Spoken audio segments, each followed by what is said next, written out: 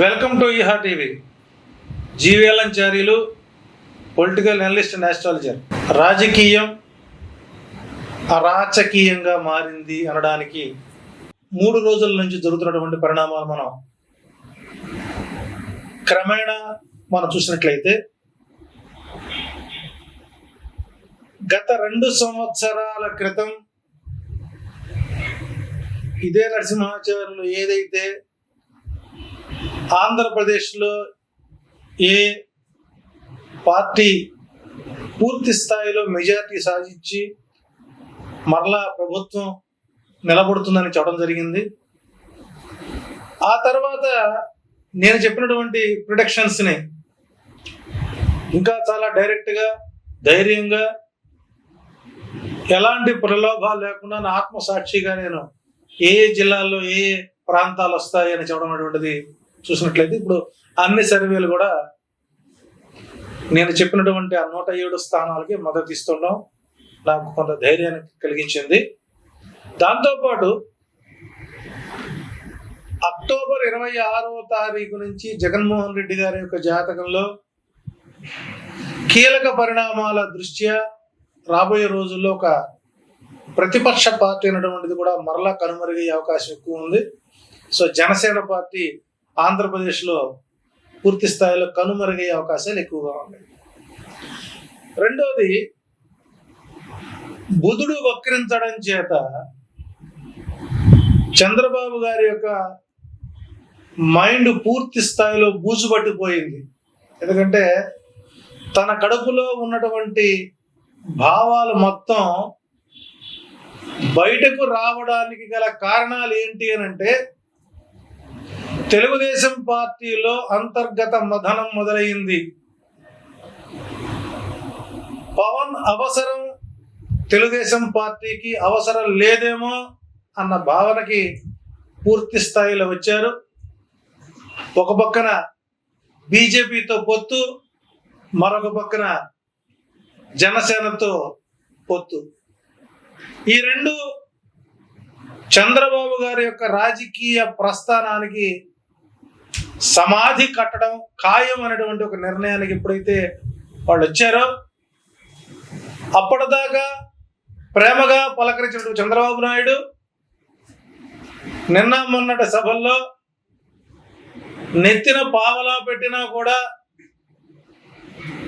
నాకు కూడా పనికిరాడు అనేది తన మనసులో మాటల్ని చంద్రబాబు గారు పవన్ గురించి నిండు సభలో మాట్లాడటువంటిది చంద్రబాబు గారి యొక్క మరొక వెన్నుపోటుకి ఇది ఒక కీలకమైనటువంటి పరిణామంగా మారింది అనడంలో ఎలాంటి సందేహం లేదు.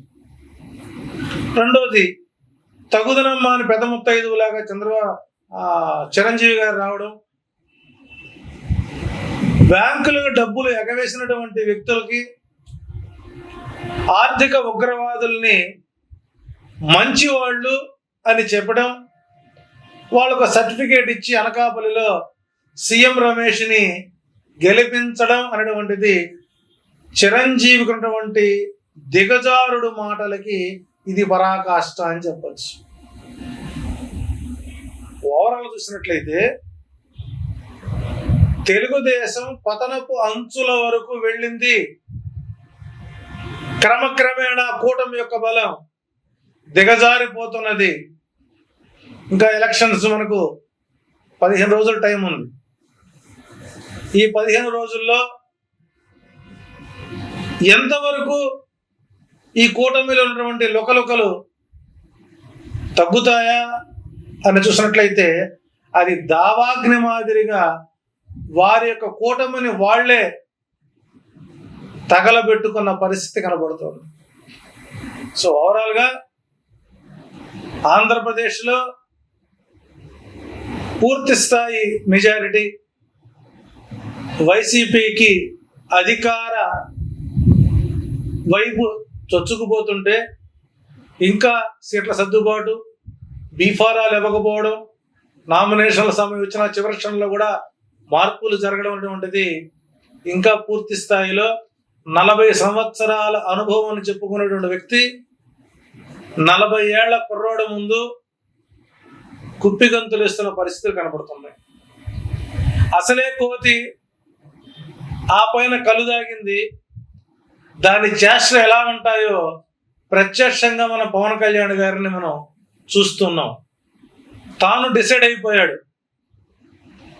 పిఠాపురంలో తన ఓటమిని పూర్తి స్థాయిలో అంగీకరించినట్లే అన్న సంకేతాలు ప్రజల్లోకి వచ్చేసాయి. ఒక పక్కన పరిపూర్ణానంద సరస్వతి యొక్క ప్రాభవం హిందూపురంలో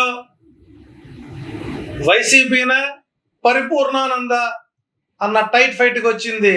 అక్కడ బాలకృష్ణ ఓటమికి దరిదాపు ఖాయమైంది. ఇలా మనం చెప్పుకుంటూ పోతే మరలా తిరిగి ఆ 23 వస్తాయా, 3 పోయి ఆయన బర్త్డే 20 మిగులుతుందనేటువంటిది కూడా మనం ఊహించాల్సినటువంటి విషయంగా మారుతుంది. ఓవరాల్గా తెలుగుదేశం పార్టీ రాజకీయాలని అరాజకీయాలుగా మార్చి ఏదో చేసి గద్దెనెక్కాలి అని అనుకున్నటువంటి వారందరికీ గుణపాఠం చెప్పడానికి పూర్తి స్థాయిలో ప్రజలు సిద్ధమయ్యారు.